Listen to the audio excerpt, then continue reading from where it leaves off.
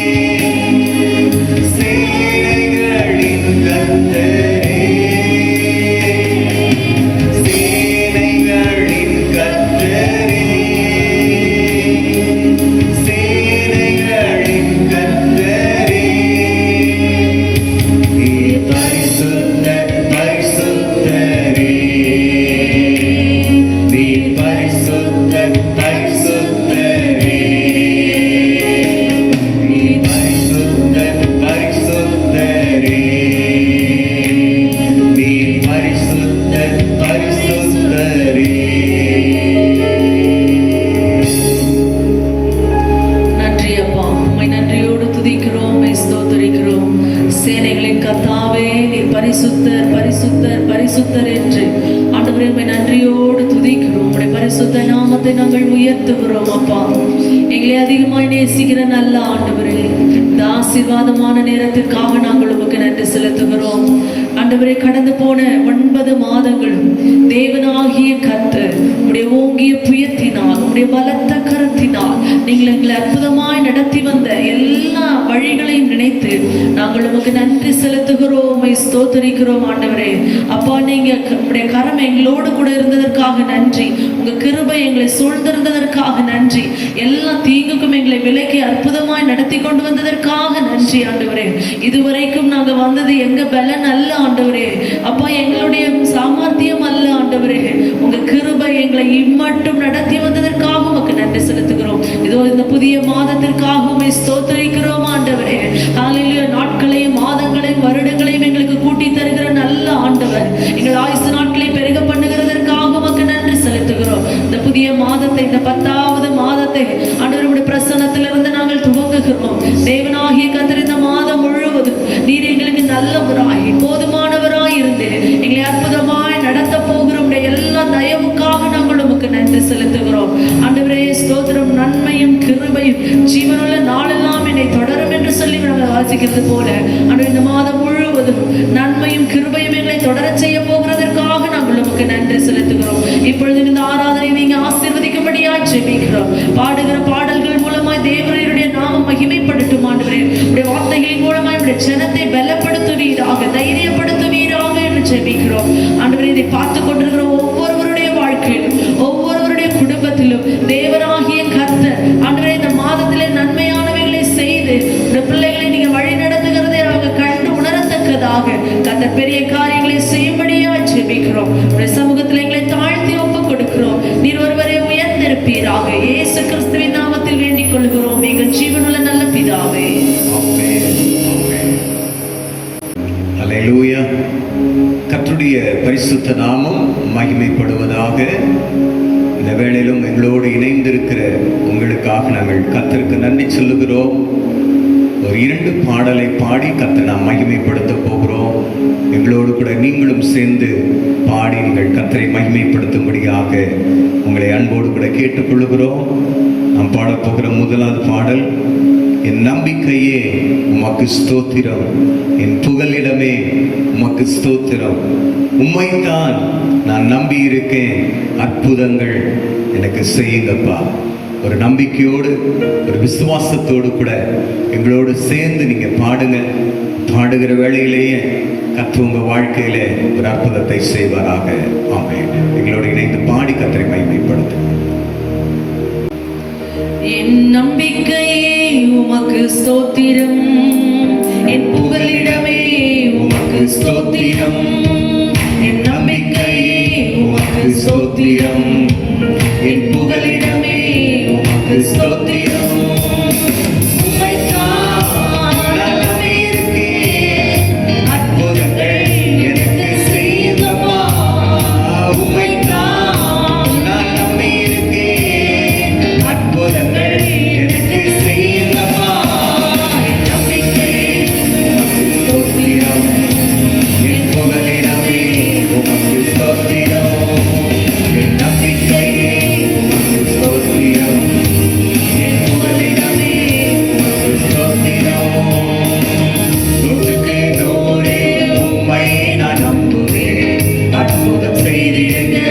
அதிசயம் நடக்கிறது.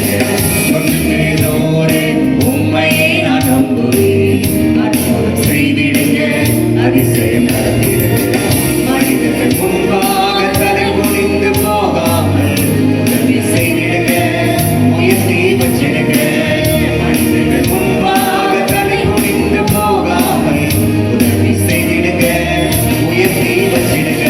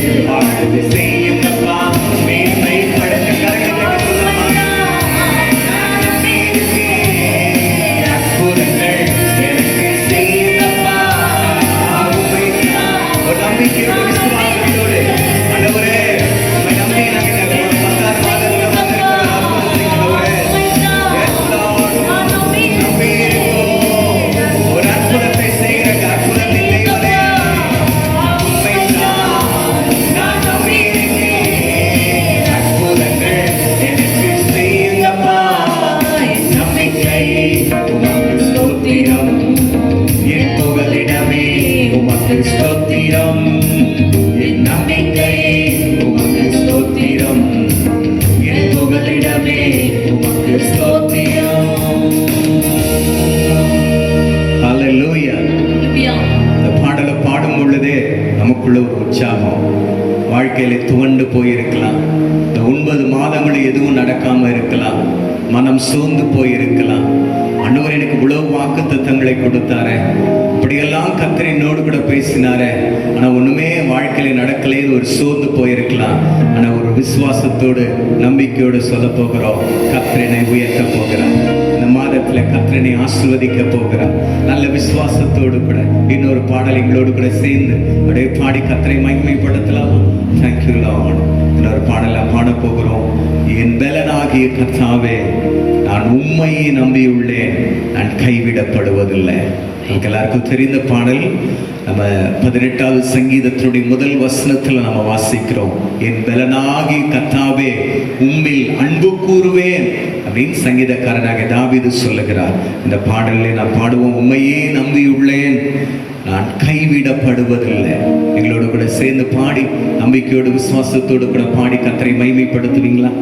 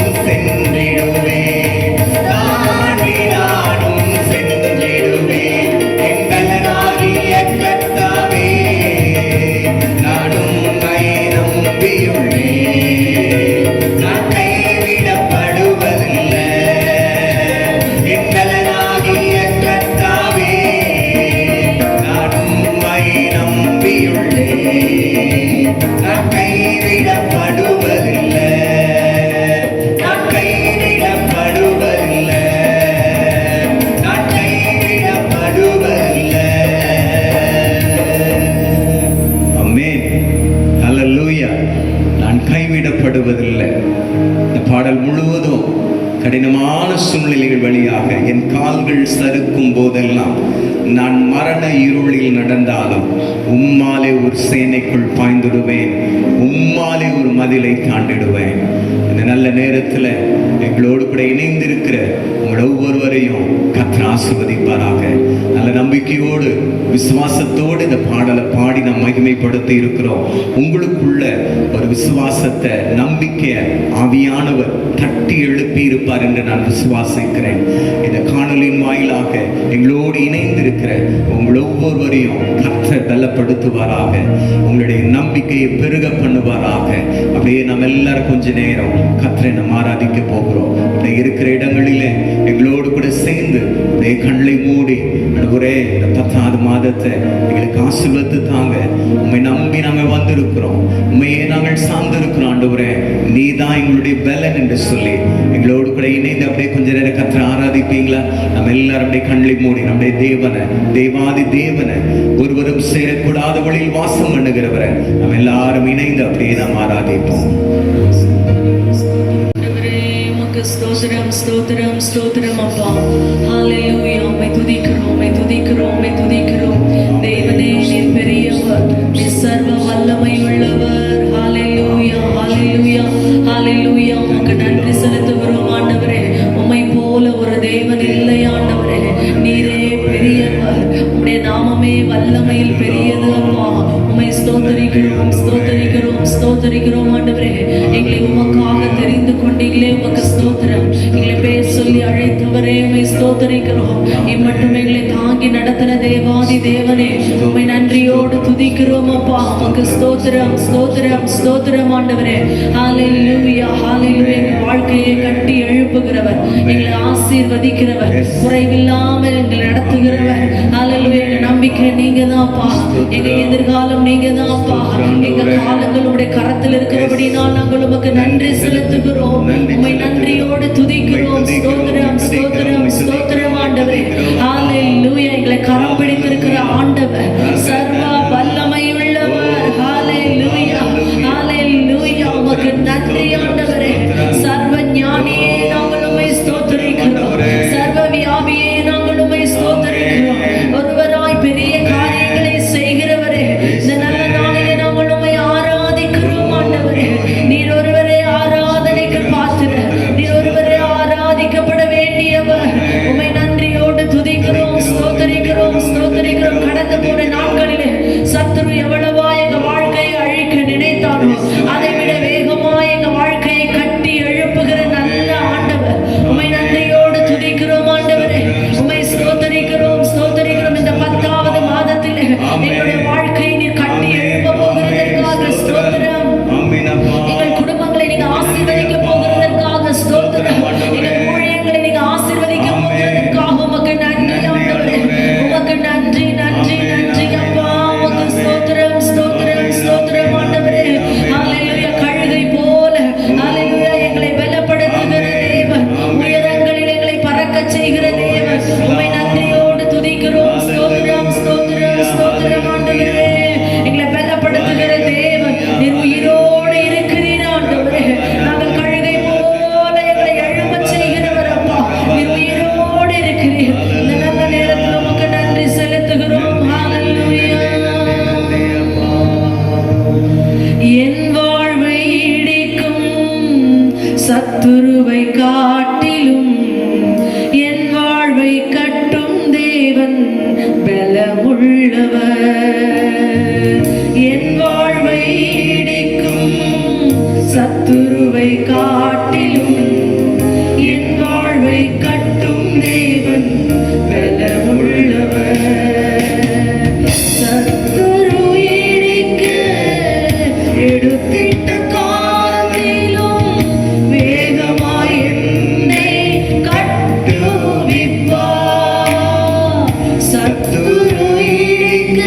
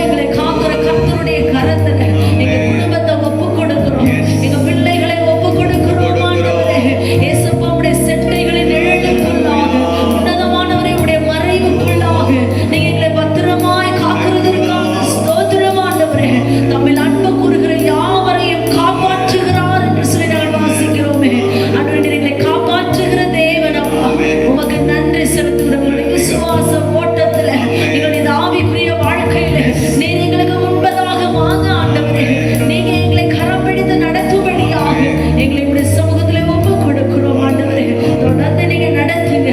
எங்க வாழ்க்கையில மகிமையான காரியங்களை செய்யுங்க.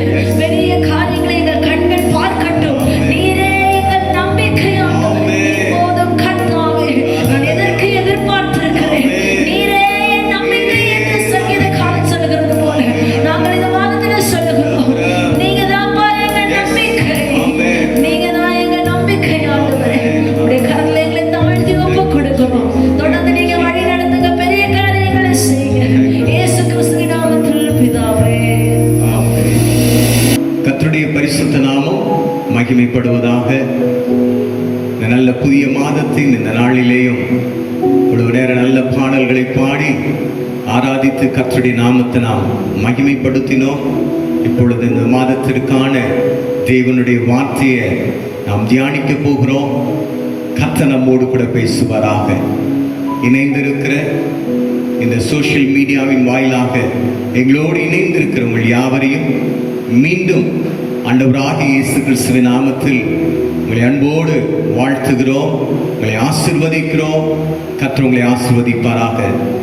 பிரைஸ் எவாஞ்சலிக்கல் டீம் செலின் குமார் அவர்கள் மூலமாக உங்களுக்கு எங்களுடைய வாழ்த்துக்களை தெரிவித்துக் கொள்ளுகிறோம். ஷாரோன் டிவி வழியாக இந்த நிகழ்ச்சிகளை பார்த்து கொண்டிருக்கிற, இந்த ஆராதனை நீந்து கொண்டிருக்கிற உங்கள் ஒவ்வொருவரையும் கர்த்தர் ஆசீர்வதிப்பாராக. இந்த வருடத்தினுடைய 9 மாதங்கள், அல்லது இப்படி நம்ம சொல்லலாம், இந்த வருடத்துடைய ஒரு முக்கால் பகுதியை நம்ம கடந்து வந்துட்டோம்.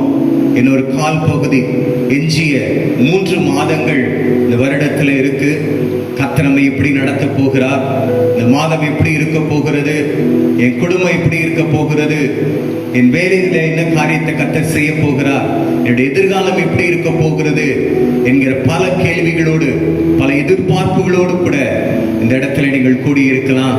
கர்த்தர் நம்மோடு கூட பேசுவாராக. அவருடைய வார்த்தை நமக்கு பலத்தை கொடுக்கும். அவருடைய வார்த்தையை பெற்றுக்கொண்டு சந்தோஷமாய் கடந்து செல்ல கர்த்தர் நமக்கு உதவி செய்வாராக. இந்த மாதத்திற்கான அந்த வாக்குத்தத்த வசனத்தை நான் வாசிக்கிறேன். கவனியுங்கள். நீதிமொழிகள் 23வது அதிகாரம் 18வது வசனம் நான் வாசிக்கிறேன். நீங்கள் கவனிங்கள். ஒருவேளை வேதத்தை வைத்திருந்தீங்கன்னா திருப்பி என்னோடு கூட நீங்கள் கவனிக்கும்படியாக உங்களை அன்போடு பட்சமாய் கேட்டுக்கொள்ளுகிறேன். நீதிமொழிகள் 23வது அதிகாரம் 18வது வசனம். இந்த சிறிய வசனம் நமக்கு எல்லாருக்கும் பரிச்சயமான வசனம். நிச்சயமாகவே முடிவு உண்டு, உன் நம்பிக்கை வீண் போகாது. இன்னொரு முறை நான் வாசிக்கிறேன். நிச்சயமாகவே முடிவு உண்டு, உன் நம்பிக்கை வீண் போகாது. இந்த புதிய மாதத்துக்குள்ளே கடந்து வந்திருக்கிற நமக்கு கர்த்தர் கொடுக்கிற அழகான ஒரு வார்த்தை, உன் நம்பிக்கை வீண் போகாது. நிறைய காரிய வாழ்க்கையில நான் வேஸ்ட் ஆக்கிட்டேன், நிறைய காரியத்தை நான் வீணாக்கிட்டேன் அப்படின்னு பல சூழ்நிலைகளிலே நாம் மங்களாய்க்கலாம். நான் கர்த்தர் சொல்லுகிறார், என் மேல நீ வச்சிருக்கிற அந்த நம்பிக்கை, என் மேல நீ வைத்திருக்கிற அந்த விசுவாசம் ஒரு நாளும் வீண் போகாது. ஆங்கிலத்திலே இந்த வசனம் மிக அழகாக எழுதப்பட்டிருக்கிறது. அதனுடைய 2வது பகுதி, உன் நம்பிக்கை வீண் போகாது என்கிற அந்த பகுதியை நான் ஆங்கிலத்தில் வாசிக்கிறேன். கவனிங்கள். தொடர்ந்து கர்த்தர் நம்மோடு கூட பேசுவாராக. Your hope will not cut off. Your hope will not cut off. அல்லது your hope will not be disappointed அப்படின்னு எழுதப்பட்டிருக்கிறது. இன்னொரு காரியம் அதில் எழுதப்பட்டிருக்கிறது, your hope will never fade. Fade அப்படின்னு சொன்னா என் சட்டை ஃபேட் ஆயிடுச்சு, அவ்வளவுதான், அதனுடைய இது போயிடுச்சு அப்படின்னு சொல்லி நினைக்கிறோம்ல. அது போல ஆண்டவர் மேல, இயேசப்பா மேல வச்சிருக்கிற நம்பிக்கை ஒரு நாளும் வீண் போகாது. நிச்சயமாகவே முடிவு உண்டு, உன் நம்பிக்கை வீண் போகாது. Your hope will not be cut off. உங்க நம்பிக்கை ஒரு நாளும் வீண் போகாது. இந்த புதிய மாதத்துக்குள்ளே வந்திருக்கிற நீங்கள் ஆண்டவராகிய இயேசு கிறிஸ்துவின் மேல நம்பிக்கை வைத்திருக்கிற எத்தனையோ பேரை நான் நம்பி நான் ஏமாந்திருக்கிறேன். எத்தனையோ பேர் எனக்கு ஏமாற்றத்தை கொடுத்திருக்கிறாங்க. எத்தனையோ பேர் என் வாழ்க்கைய கண்ணீர்ல விட்டுட்டு போயிருக்கிறாங்க. எத்தனையோ பேர் என் வாழ்க்கையை அப்படியே அம்போடு விட்டுட்டு போயிட்டாங்க. ஆனா இந்த 10வது மாதத்தின் முதல் நாளில் இந்த ஆராதனையில் இணைந்திருக்கிற உங்களையும் என்னையும் பார்த்து கர்த்தர் சொல்றார், என் மேல நம்பிக்கை வச்சிருக்கிறீல்ல, என் மேல விசுவாசம் வச்சிருக்கீல்ல, அது ஒரு நாளும் வீண் போகாது, அது ஒரு நாளும் வேஸ்டா போகாது. போய் இந்த ஏசப்பா நான் தெரிஞ்சுக்கிட்டேன், போய் இந்த ஆலயத்தை நான் போயிட்டேன் அப்படின்னு சொல்லி ஒரு நாளும் நீங்க ஆண்டவர் மேல வைத்திருக்கிற நம்பிக்கை வீண் போகாது. ஒரு 3 கேரக்டர்ஸை நான் வேதத்திலிருந்து ஒரு உதாரணமாக வைத்து இந்த வார்த்தையை நான் சுருக்கமாக முடிக்க விரும்புகிறேன். முதலாவதாக, நம்ம விசுவாசிகளின் தகப்பன் என்று அழைக்கப்படுகிறதான ஆபிரகாமுடைய வாழ்க்கை குறித்து நாம் எல்லாரும் நன்றாக அறிந்திருக்கிறோம் என்று நான் விசுவாசிக்கிறேன். ஆதியாகமம் 12வது அதிகாரத்திலே ஆபிரகாமுடைய வாழ்க்கையினுடைய தொடக்கத்தை நாம் பார்க்கிறோம். நீ உன் இனத்தையும் உன் தேசத்தையும் விட்டு நான் உனக்கு காண்பிக்கும் தேசத்துக்கு நீ புறப்பட்டு போ, நான் உன்னை ஆசீர்வதிக்கவே ஆசீர்வதித்து உன்னை பெருக பண்ணுவேன் என்று சொல்லி ஆபிரகாமை கர்த்தர் அழைக்கிறதை நாம் பார்க்கிறோம். அந்த அழைப்பின் சத்தத்துக்கு இணங்கி ஆபிரகாம் தன் மனைவியாகிய சாராயை கூட்டிக் கொண்டு அவர் பிரயாணப்படுகிறதை குறித்து நாம் வாசிக்கிறோம். இப்படி ஆண்டவர் வாக்கு பண்ணி இருக்கிறார். உன் சந்ததியை பெருக பண்ணுவேன், உன்னை ஆசீர்வதிப்பேன் என்று சொன்ன தேவன் ஒரு கட்டத்தில் வந்த பொழுது ஆபிரகாமுக்குள்ள ஒரு பயங்கரமான சோர்வு வந்தது. இத்தனை வருஷம் ஆச்சு, ஆண்டவரோட மேல நான் நம்பிக்கை வைத்து ஆண்டவரை சார்ந்து கொண்டு எல்லாவற்றையும் விட்டு நான் வந்தேனே, ஆனா என் வாழ்க்கையில ஒன்றுமே நடக்காதது போல இருக்கிறது என்கிற ஒரு பெரிய சோர்வு ஆபிரகாமுக்குள்ளே வந்தது. அந்த சோர்வை குறித்து ஆதியாகமம் 15வது அதிகாரத்தில் நாம் வாசிக்கிறோம். அந்த வசனத்தை நான் வாசிக்கிறேன், நீங்கள் கவனிக்கும்படியாக உங்களை அன்பாய் கேட்டுக்கொள்கிறேன். ஆதியாகமம் 15வது அதிகாரம் முதல் வசனத்திலிருந்து நாம் வாசிக்கலாம். இந்த காரியங்கள் நடந்த பின்பு கர்த்தருடைய வார்த்தை ஆபிரகாமுக்கு தரிசனத்திலே உண்டாகி, அவர், ஆபிரகாமே, நீ பயப்படாதே, நான் உனக்கு கேடகமும் உனக்கு மகா பெரிய பலனுமாய் இருக்கிறேன் என்றார். அதற்கு ஆபிரகாம், கர்த்தராகிய ஆண்டவரே, அடியேனுக்கு என்ன தருவீர்? நான் பிள்ளை இல்லாமல் இருக்கிறேனே. தமஸ்கு ஊரானாகிய இந்த எலியேசர் என் வீட்டு விசாரணை கர்த்தனாய் இருக்கிறானே என்றார். பின்னும் ஆபிரகாம், தேவரீர் எனக்கு புத்திர சந்தானம் அருளவில்லை, இதோ என் வீட்டிலே பிறந்த பிள்ளை எனக்கு சுதந்திரவாளியாய் இருக்கிறான் என்றார். அப்பொழுது கர்த்தருடைய வார்த்தை அவனுக்கு உண்டாகி, இவன் உனக்கு சுதந்திரவாளி அல்ல, உன் கற்ப பிறப்பாய் இருப்பவனே உனக்கு சுதந்திரவாளியாவான் என்று சொல்லி அவர் அவனை வெளியே அழைத்து, நீ வானத்தை அண்ணாந்து பார், நட்சத்திரங்களை எண்ண உன்னாலே கூடுமானால் அவைகளை எண்ண என்று சொல்லி, பின்பு அவனை நோக்கி, உன் சந்ததி இவ்வண்ணமாய் இருக்கும் என்றார். அவன் கர்த்தரை விசுவாசித்தான், அதை அவர் அவனுக்கு நீதியாக எண்ணினார். ஆமென். இங்கே ஆபிரகாமுடைய வாழ்க்கையில் ஏற்பட்ட ஒரு சோர்வை குறித்து நாம் பார்க்கிறோம். ஆதியாகமம் 15வது அதிகாரம் 2வது வசனத்தில் இப்படி நீங்கள் வாசிக்க கேட்டிருப்பீங்க. அதற்கு ஆபிரகாம், கர்த்தராகிய ஆண்டவரே, அடியேனுக்கு என்ன தருவீர்? நான் பிள்ளை இல்லாமல் இருக்கிறேனே, அடியேனுக்கு என்ன தருவீர்? நான் பிள்ளை இல்லாமல் இருக்கிறேன் என்று சொல்லி ஆபிரகாமுடைய அந்த அங்கலாய்ப்பை நாம் பார்க்கிறோம். திரும்ப ஆண்டவர் ஆபிரகாமை உறுதிப்படுத்துகிறார். ஆபிரகாமுடைய இந்த சோர்வை, எனக்கு ஒண்ணுமே இல்லை ஆண்டவர் என்று சொல்லி அங்கலாய்த்துக் கொண்டிருந்த ஆபிரகாமை 5வது வசனத்தில் வாசிக்கிறோம். அவர் அவனை வெளியே அழைத்து, நீ வானத்தை அண்ணாந்து பார், நட்சத்திரங்களை என்ன உன்னாலே கூடுமானால் அவைகளை எண்ணு என்று சொல்லி, பின்பு அவனை நோக்கி, உன் சந்ததி இவ்வனமாய் இருக்கும்.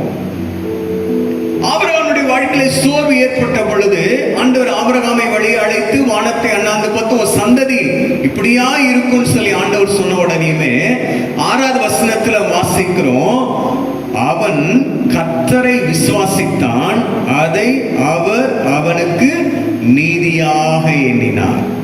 எனக்கு அன்பானவர்களே, இந்த 10வது மாதத்துல நம்ம வந்திருக்கிறோம். ஒண்ணுமே நடக்கலையே நீங்க சோர்ந்து போக வேண்டாம். உங்க நம்பிக்கை ஒரு நாள் வீண் போகாது. ஆபிரகாம் எப்படி கர்த்தரை விசுவாசித்தான் அப்படின்றத குறித்து ரோமர்ல நாம் வாசிக்கிறோம். அந்த வசனத்தை மாத்திரம் வேக நாம வாசிக்கலாம். ரோமர் 4வது அதிகாரம் 20, 21, 22 இந்த வசனங்களை நாம் வாசிக்க கேட்போம். நீங்களும் எங்களோடு கூட அந்த வசனத்தை கவனிங்க. தேவனுடைய வாக்குத்தத்தத்தை குறித்து அவன் அவிசுவாசமாய் சந்தேகப்படாமல் தேவன் வாக்குத்தத்தம் பண்ணினதை நிறைவேற்ற வல்லவராய் இருக்கிறார் என்று முழு நிச்சயமாய் நம்பி தேவனை மகிமைப்படுத்தி விசுவாசத்தில் வல்லவனானான். ஆகையால் அது அவனுக்கு நீதியாக எண்ணப்பட்டது. ஆமென். தேவனுடைய வாக்குத்தத்தத்தை குறித்து அவன் அவிசுவாசமாய் சந்தேகப்படாமல் தேவன் வாக்குத்தத்தம் பண்ணினதை நிறைவேற்ற வல்லவராய் இருக்கிறார் என்று முழு நிச்சயமாய் நம்பி தேவனை மகிமைப்படுத்தி விசுவாசத்தில் வல்லவனானான். நிச்சயமாகவே முடிவு உண்டு. உன் நம்பிக்கை வீண் போகாது. ஆபிரகாம் ஆண்டவரை நம்பி வந்தாரு. உடனே காரியங்கள் நடக்கல, தாமதமாச்சு, சோர்ந்து போனாரு. திரும்ப ஆண்டவர் ஆபிரகாமை அழைத்து, நீ வானத்தை அண்ணாந்து பார், நட்சத்திரங்களை என்ன கூடுமானால் என்ன, ஒரு சந்ததி இப்படியா இருக்கும் என்று சொன்ன பொழுது ஆபிரகாம் அதை விசுவாசித்தான். அதை அவர் அவனுக்கு நீதியாக எண்ணினார். இந்த 10வது மாதத்தில் வந்திருக்கிற நீங்களும் உங்க நம்பிக்கை ஒரு நாள் வீண் போகாது. நிச்சயமாகவே முடிவு உண்டு. ஆபிரகாமுடைய வாழ்க்கையில கர்த்தர் தாம் வாக்குத்தத்தம் பண்ணினபடியே ஆபிரகாமுக்கு 100 வயதுள்ளவனாயிருக்கிற பொழுது அவனுக்கு வாக்குத்தத்தம் பண்ணப்பட்ட பிள்ளையாகிய ஈசாக்கை கர்த்தர் கொடுத்தார். ஏன்னா வாக்குரைத்திருக்கிறவர் மாறாதவர். நிச்சயமாகவே இந்த மாதத்துல உங்க நம்பிக்கை வீண் போகாது. என்னென்ன காரியத்துக்கெல்லாம் நீங்க எதிர்பார்த்திருக்கிறீங்களோ கர்த்தர் அந்த காரியங்களை வாய்க்க பண்ணுவார். 2வதாக ஒரு சம்பவத்தை நாம் பார்க்க போகிறோம். நமக்கு எல்லாருக்கும் தெரிந்த சம்பவம். யோவான் 11வது அதிகாரத்துல இயேசு கிறிஸ்து மிகவும் நேசித்த ஒரு குடும்பம். அந்த மார்த்தாள், மரியாள், லாசரு, இந்த குடும்பத்தை இயேசு கிறிஸ்து ரொம்ப நேசித்தார் அப்படின்றத குறித்து நாம் நன்றாக அறிந்திருக்கிறோம். அப்படிப்பட்ட அந்த குடும்பத்துல லாசரு என்கிற அந்த சகோதரன் ரொம்ப வியாதியா இருந்தார். வியாதியா இருக்கிற அந்த காரியத்தை இயேசு கிறிஸ்து இடத்துல சொல்லி அனுப்புறாங்க. அது யோவான் 11வது அதிகாரத்துல வாசிக்கிறோம். 6வது வசனத்தை வேகமாய் நாம் வாசிக்க கேட்போம். அவன் வியாதியா இருக்கிறதை அவர் கேள்விப்பட்ட பொழுது தாம் இருந்த இடத்திலே பின்னும் 2 நாள் தங்கினார். இயேசு கிறிஸ்துவினிடத்துல லாசரு வியாதியாய் இருக்கிறான் என்று சொல்லி அனுப்பப்படுகிறது. இயேசு கிறிஸ்து தான் நேசித்த குடும்பம், தான் விசாரிக்கிற குடும்பம். இப்ப உடனே இயேசு கிறிஸ்து வந்து லாசருவை சுகப்படுத்துவார் என்று சொல்லி அனுப்புறாங்க. ஆனா இங்க வசனத்துல வாசிக்கிறோம், அவன் வியாதியாய் இருக்கிறதாக அவர் கேள்விப்பட்ட பொழுது தாம் இருந்த இடத்திலே பின்னும் 2 நாள் தங்கினார். இந்த சம்பவம் உங்களுக்கு எல்லாருக்கும் நல்லா தெரிஞ்சிருக்கும், அதனால நான் வேகமா கடந்து போகிறேன். பின்னும் 2 நாள் தங்கி இருந்தார். சில நேரத்துல ஆண்டவர் சில காரியங்களை நம்முடைய வாழ்க்கையில தாமதிக்கிறார். சில நேரம் நமக்கு அது புரியல. நான் இவ்வளவு சீரியஸா இருக்கேன், என் வாழ்க்கையில இவ்வளவு நெருக்கம் வந்திருக்கிறது, நான் இவ்வளவு போராட்டத்தின் வழியை நான் கடந்து போகிறேன், ஏன் கர்த்தர் உடனே வந்து என்னை தூக்கி எடுக்கல? ஏன் கர்த்தர் தாமதிக்கிறார்? இந்த இடத்துல ஆண்டவர் தாமதிக்கிறார்.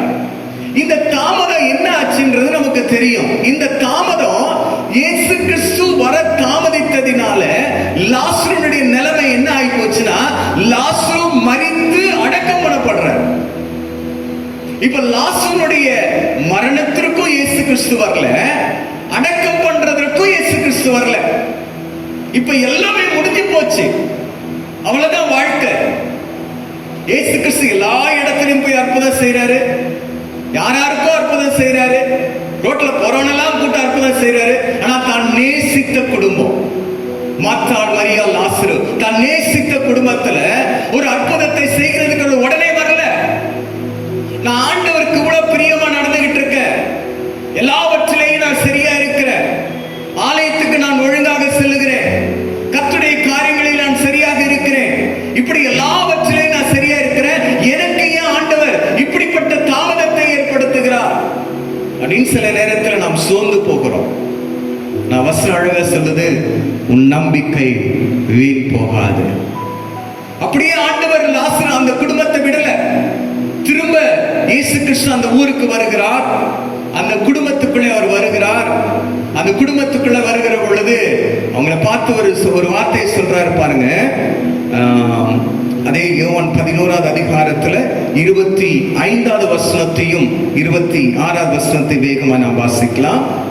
இயேசு அவளை நோக்கி, நானே உயிர்த்தெழுதலும் ஜீவனுமாய் இருக்கிறேன், என்னை விசுவாசிக்கிறவன் மரித்தாலும் பிழைப்பான், உயிரோடு இருந்து என்னை விசுவாசிக்கிறவன் எவனும் என்றென்றைக்கும் மரியாமலும் இருப்பான், இதை விசுவாசிக்கிறாயா என்றார்.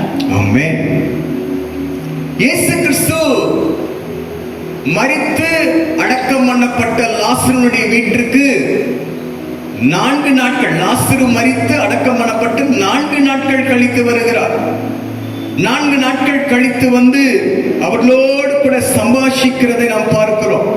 இயேசு கிறிஸ்து சொல்லுகிறார், நீ விசுவாசித்தால் தேவனுடைய மகிமையை காண்பாய் என்று நான் உனக்கு சொல்லவில்லையா அப்படின்னு ஆண்டவர் அவங்களுடைய விசுவாசத்தை தட்டி எழுப்புகிறதை குறித்து நம்ம பார்க்கிறோம். தாமதம் ஆயிடுச்சு, 4 நாட்கள் ஆயிடுச்சு. இப்ப இயேசு கிறிஸ்து அவங்களை வந்து விசாரிச்சுட்டு அவர் என்ன சொல்றாரு, நேர கல்லறைக்கு அவர் போறார். லாசருடைய கல்லறைக்கு போய் 39வது வசனத்துல இயேசு கல்லை எடுத்து போடுங்கள் என்றார். மரித்தவனுடைய சகோதரியாகிய மார்த்தாள் அவரை நோக்கி, ஆண்டவரே, இப்பொழுது நாருமே 4 நாள் ஆயிற்று, கல்ல புரட்டி போடுங்க. இப்ப போய் மாலை கூட போட முடியாது, வெளியே வேணா மாலை போட்டு போலாம். நிறைய பேர் இன்னைக்கு அடக்கம் பண்ணி முடிச்சுட்டு லேட்டா வருவாங்க பாத்தீங்களா, ஏதோ தூரமான இடத்துல இருந்து. இப்ப போய் அவங்க எழுப்பி அவங்க மாலை போட முடியாது, மேல போய் மாலையை போட்டுட்டு வருவாங்க. இப்ப ஆனா இயேசு கிறிஸ்து இந்த இடத்துல வந்து கல்லறையை திறக்க சொல்லுகிறார், கல்லை எடுத்து போடுங்கள். அப்ப சொல்றா, 4 நாள் ஆயிடுச்சே, நாருமே அப்படின்னு அவங்க சொல்றாங்க. அப்பதான் ஆண்டவர் சொல்றாரு, நீ விசுவாசித்தால் தேவனுடைய மகிமை காண்பாய் என்று நான் உனக்கு சொல்லவில்லையா? எனக்கு அன்பானவர்களே, அவனுடைய சத்தத்தை கேட்டுக்கொண்டு இருக்கிறேன் அன்பு சகோதர சகோதரிகளே. சில காரியங்கள் நம்முடைய வாழ்க்கையில் அவ்வளவுதான் முடிஞ்சு போச்சு, அது அடக்கம் பண்ணியாச்சு, இனிமே அது எழும்புவதற்கு வாய்ப்பே இல்லை, நடப்பதற்கு வாய்ப்பே இல்லை, எல்லாமே முடிஞ்சு போச்சுன்னு சொல்லி ஒருவேளை நீங்க சோர்ந்து போய் இருக்கலாம். கர்த்தருடைய வார்த்தை சொல்லுகிறது, உன் நம்பிக்கை வீண் போகாது, உன் நம்பிக்கை வீண் போகாது, நிச்சயமாக முடிவு உண்டு. ஆண்டவர் கல்லை புரட்ட சொல்லி சும்மா கல்லை புரட்ட சொல்லல, ஆண்டவர் ஒரு காரியத்தை உங்க வாழ்க்கையில செய்கிறார் அப்படின்னு சொன்னா அதற்கு பின்னாடி நிறைய அர்த்தங்கள் உண்டு. ஆண்டவர் தாமதிக்கிறார் அப்படின்னு சொன்னா நிச்சயமா ஏதோ ஒரு மகிமையான காரியத்தை உங்க வாழ்க்கையில செய்ய போகிறார். இந்த வருஷத்துடைய 9 மாதம் வரைக்கும் நிறைய காரியம் எனக்கு லேட் ஆகி 9 மாசம் முடிஞ்சிடுச்சு, இனிமே என்ன நடக்க போகுதுன்னு சொல்லி நீங்க சொந்து போகலாம். ஆனா இந்த வருடத்துடைய இறுதி மாதங்களில் வந்திருக்கிற உங்களுடைய வாழ்க்கையில கர்த்தர் அற்புதம் செய்ய போதுமானவர். உன் நம்பிக்கை வீண் போகாது. லாசரு 4 நாட்கள் கழித்து அந்த கல்லறையுடைய வாசல் இருந்து, லாசருவே வெளியே வா என்று சொன்ன பொழுது, மரித்து அடக்கம் பண்ணப்பட்டு 4 நாட்கள் கழித்து அந்த லாசரு உயிரோடு வெளியே எழுந்து வந்தான். உங்க வாழ்க்கையில் கர்த்தர் உயிரற்று போயிருக்கிறவர்களை உயிரடைய செய்ய போதுமானவர். உன் நம்பிக்கை வீண் போகாது. ஆமென், ஹல்லேலூயா. தொடர்ந்து இன்னொரு காரியத்தை நாம பார்க்க போகிறோம்.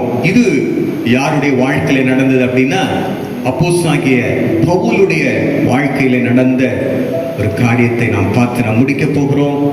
அப்போஸ்தலர் நடவடிக்கைகள் 27வது அதிகாரம் 20வது வசனத்தை நான் உங்களுக்கு வாசிக்கிறேன், நீங்கள் கவனிங்கள். அப்போஸ்தலர் நடவடிக்கைகள் 27வது அதிகாரம் 20வது வசனம். அநேக நாளாய் சூரியனாவது நட்சத்திரங்களாவது காணப்படாமல் மிகுந்த பெருங்காற்று மழையும் அடித்துக் கொண்டிருந்தபடியினால் இனி தப்பி பிழைப்போம் என்னும் நம்பிக்கை முழுமையும் அற்று போயிற்று. இது என்ன சம்பவம்? இந்த சம்பவத்தினுடைய பின்னணி உங்களுக்கு நன்றாக அறிந்திருப்பீர்கள் என்று நான் விசுவாசிக்கிறேன். அப்போஸ்தலனாகிய பவுல் ரோமாபுரிக்கு ஒரு கைதியாக கொண்டு போகப்படுகிறார். ஒரு நீண்ட தூர கப்பல் பிரயாணம். அந்த கப்பல் பிரயாணத்துல நிறைய இடத்துல அவங்க தாண்டி அவங்க போக வேண்டி இருந்தது. அப்போ ஒரு தீவிலிருந்து இன்னொரு இடத்துக்கு பிரயாணப்படுகிற பொழுது அப்போஸ்தலனாகிய பவுல் சொல்லுகிறார், இனிமே நம்ம பிரயாணம் பண்ண வேண்டாம். இப்ப அவங்க என்ன நினைச்சாங்க அப்படின்னா, இப்ப கப்பல் ஒரு நீண்ட தூர பிரயாணத்திலே அவர் போய்கொண்டு இருக்கிறார். இப்ப அவ்வளவுதான், இப்ப அந்த பிரயாணத்தை தொடர வேண்டாம் என்று பவுல் சொல்லுகிறார். ஆனால் இவங்க எல்லாரும் தொடர்ந்து பிரயாணம் போறாங்க. அப்படி போகிற பொழுது ஒரு பெரிய புயல் காற்றிலே அந்த படகு சிக்கி அவங்க திக்கு தெரியாத ஒரு இடத்துல போய் சிக்கி கொள்றாங்க. இப்ப சிக்கி கொண்டு எங்க கரை இருக்குன்னு தெரியல. அவங்க 14 நாட்களாக சூரியனையும் பார்க்கல, சந்திரனையும் பார்க்கல. பயங்கர ஒரு கடுமையான சூழ்நிலையில கட்டப்பட்டிருக்கிறாங்க. தப்பி பிழைப்போம் என்கிற நம்பிக்கை முற்றிலும் அற்று போயிடுச்சு. அங்கதானே வாசித்தோம் நம்ம 20வது வசனத்துடைய பின்பகுதியில, இனி தப்பி பிழைப்போம் அப்படின்ற நம்பிக்கை முழுமையும் அற்று போயிடுச்சு. கொஞ்சம் கூட நம்பிக்கையே இல்லை. இனிமே தப்பி பிழைக்க மாட்டோம். ஏன்னா நாங்க போயிட்டு இருந்த படகு எங்களை அடிச்சு கொண்டு போய் எங்கேயோ கொண்டு போய் விட்டுடுச்சு. இனிமே நாங்க தப்பி பிழைப்போன்ற நம்பிக்கை எங்களுக்கு இல்ல அப்படின்னு கப்பல் இருந்த அத்தனை பேரும் சொல்றாங்க. ஆனா அத்தனை பேர்கள் மத்தியிலேயும் ஒரே ஒரு மனிதன், ஆண்டவரால் தெரிந்து கொள்ளப்பட்ட மனிதன், அப்போஸ்தலனாகிய பவுல் எழுந்து நின்று பேசுகிறார். 22வது வசனத்திலே, ஆகிலும் திடமனதாயிருங்கள் என்று இப்பொழுது உங்களுக்கு தைரியம் சொல்லுகிறேன். கப்பற் சேதமே அல்லாமல் உங்களில் ஒருவனுக்கோ பிராண சேதம் வராது. ஏனென்றால் என்னை ஆட்கொண்டவரும் நான் சேவிக்கிறவருமான தேவனுடைய தூதனானவன் இந்த ராத்திரியில என்னிடத்தில் வந்து, பவுலே பயப்படாதே, நீ ராயனுக்கு முன்பாக நிற்க வேண்டும். இதோ உன்னுடனே கூட யாத்திரை பண்ணுகிற யாவரையும் தேவனுக்கு தயவு பண்ணினார் என்றான். ஆனபடினாலே மனுஷரே திடமனதாயிருங்கள், எனக்கு சொல்லப்பட்ட பிரகாரமாகவே நடக்கும் என்று தேவனிடத்தில் நம்பிக்கையாயிருக்கிறேன். எனக்கு அன்பானவர்களே, நிச்சயமாகவே முடிவு உண்டு. உன் நம்பிக்கை வீண் போகாது.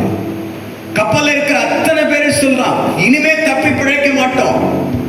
கரை தெரியல, எங்க இருக்கிறோம் தெரியல. இன்னைக்கு காலகட்டமா இருந்தா இன்னைக்கு ஜிபிஎஸ் கருவி இருக்கு.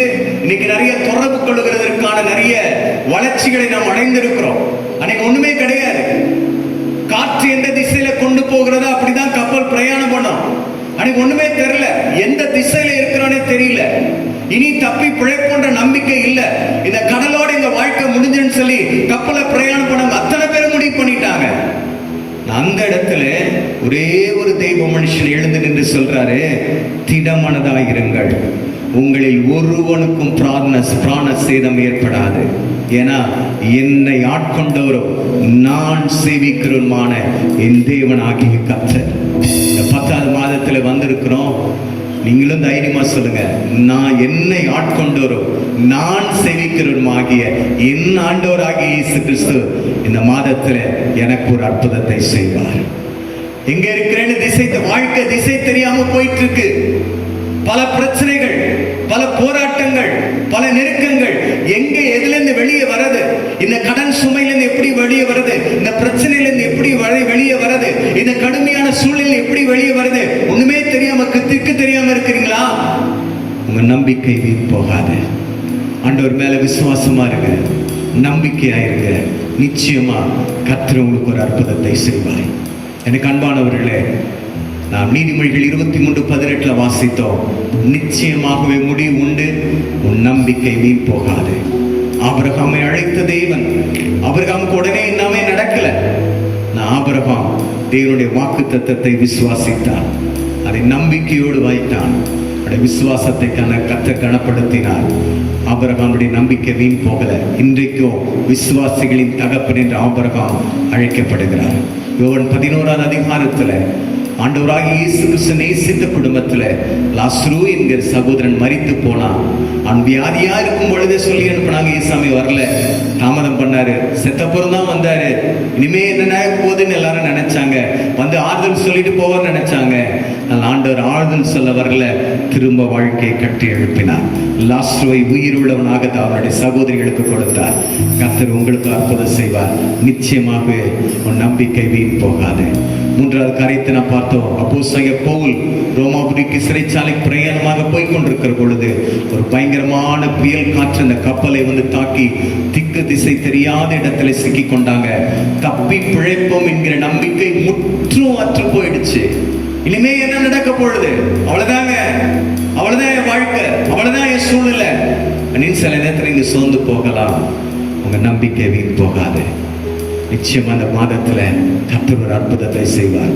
ஏன் சோர்ந்து போறீங்க? ஏன் பலவீனம் அடைந்து போகிறீங்க? ஏன் பல சூழ்நிலைகளை பார்த்து கலங்கி போறீங்க?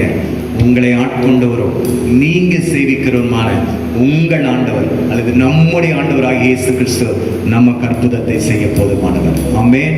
அப்படியே எல்லாரும் இருக்கிற இடங்களிலே அப்படியே கண்களை மூடி கர்த்தரை நோக்கி பார்க்கலாமா? அப்படியே எல்லாரையும் கூட சேர்ந்து, இயேசப்பா, 10வது மாதத்துல நிச்சயமாகவே முடிவுண்டு.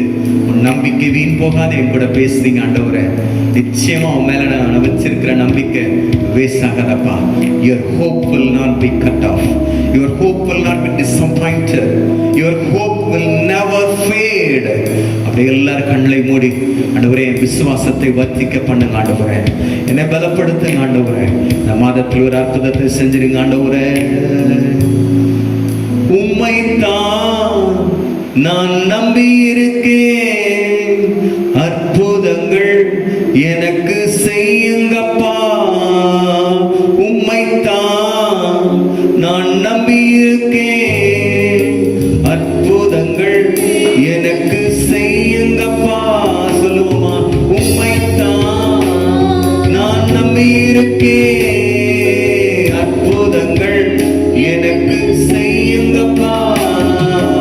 உம்மைத்தான் நான் நம்பி இருக்கேன், அற்புதங்கள் எனக்கு செய்யுங்கப்பா. எங்களை நேசிக்கிற அன்பின் பரலோக பிதாவே, இந்த நல்ல நாளுக்காக நன்றியோடு நாங்கள் துதிக்கிறோம். இந்த வருடத்தினுடைய 9 மாதங்களை நாங்கள் கடந்து இந்த 10வது மாதத்துக்குள்ளே கர்த்தர்களை பிரவேசிக்க பண்ணி நம்முடைய கிருபைகளுக்காக ஸ்தோத்திரம். இந்த வேளையிலையும் பிரைஸ் எவாஞ்சலிக்கல் டீம் இந்த ஊழியத்தின் மூலமாக ஷாரோன் டிவி வாயிலாக ஆண்டவரே இந்த நிகழ்ச்சிகளை பார்த்து கொண்டிருக்கிற ஒவ்வொருவரையும் நீங்க ஆசீர்வதிங்கப்பா. நிச்சயமாகவே முடிவுண்டு உன் நம்பிக்கை வீண் போகாது. Your hope will not be cut off, will not be disappointed. ஆமென் ஆண்டவரே. இந்த 10வது மாதத்துல ஒரு அற்புதத்தை செய்யுங்க ஆண்டவரே. ஒரு அதிசயத்தை காண பண்ணுங்க ஆண்டவரே. ஆண்டவரே, இந்த யூடியூபின் வாயிலாக யாரெல்லாம் இந்த ஆராதனை தங்களை இணைத்துக் கொண்டிருக்கிறார்களோ இந்த மாதம் உங்களுக்கு ஒரு அற்புதமான மாதமாய் இருக்கட்டும். உங்க நம்பிக்கை வீண் போகாதப்பா. மேல நாங்க வைத்திருக்கிற நம்பிக்கை வீண் போகாது. நீர் எங்களுக்கு கொடுத்திருக்கிற வாக்கு தத்தத்தில் நீர் உண்மை உள்ளவர். இணைந்திருக்கிற ஒவ்வொருவரையும் நீங்க ஆசீர்வதிங்க ஆண்டவரே. என்னென்ன காரியத்துக்கெல்லாம், என்னென்ன தேவைக்கெல்லாம், என்னென்ன பிரச்சனைக்கெல்லாம், என்னென்ன வியாதிக்கெல்லாம் உம்மை நோக்கி மன்றாடி கொண்டிருக்கிறார்களோ ஒவ்வொருடைய வாழ்க்கையில இயேசுவின் நாமத்தில் ஒரு அற்புதம் உண்டாவதாக. வியாதிகள் நீங்குவதாக, பலவீனங்கள் நீங்குவதாக, தேவைகள் சந்திக்கப்படுவதாக, குழப்பங்கள் பிரச்சனைகள் மாறுவதாக, வழிகள் உண்டாவதாக இயேசுவின் நாமத்தினால. இந்த புதிய மாதத்தில் ஒரு அற்புதத்தை அவள் பார்க்கட்டும் அப்பா. ஒரு அற்புதத்தை அவள் பார்க்கட்டும். இன்னும் எல்லாரும் நீங்க ஆசீர்வதிங்க. நன்மையான ஊழியத்தை பிரைஸ் எவாஞ்சலிக்கல் டீம் இந்த ஊழியத்தை செலின் குமார் அவளுடையும் குடும்பத்தையும் அவளோடு இணைந்திருக்கிற ஒவ்வொருவரையும் நீங்க ஆசீர்வதிங்கப்பா. பிரச்சனை ஒவ்வொருவரையும் தாங்கி நடத்தட்டும். இந்த மாதம் ஒரு ஆசீர்வாதமான மாதமாக, ஆண்டவரே அற்புதங்கள் நடக்கிற ஒரு மாதமாக பிள்ளைகள் ஒவ்வொருவருக்கும் இருக்கட்டும். உடைய அன்பின் கரத்துல எல்லாரையும் தாழ்த்தி ஒப்பு கொடுக்கிறோம். தொடர்ந்து பெரிய காரியங்களை செய்யுங்க. மீட்பர் இயேசு கிறிஸ்துவின் நாமத்தில் ஜெபிக்கிறோம் எங்கள் ஜீவனுள்ள நல்ல பிதாவே, ஆமென், ஆமென். என்னோட இணைந்து சொல்லுவீங்களா? என் ஆத்துமாவே கர்த்தரை ஸ்தோத்திரி, என் முழு உள்ளமே பரிசுத்த நாமத்தை ஸ்தோத்திரி. என் ஆத்துமாவே கர்த்தரை ஸ்தோத்திரி, கர்த்தர் செய்த சகல மகாரங்களையும் மறவாதே. ஆமென், ஆமென். ஹல்லேலூயா. Thank you. God bless you. நிச்சயமா உங்க நம்பிக்கை வீண் போகாது. கர்த்தர் உங்களை ஒவ்வொருவரையும் ஆசீர்வதித்து காப்பாராக. தம்முடைய முகத்தின் ஒளியை உங்கள் மேல் பிரகாசிக்க பண்ணுவாராக.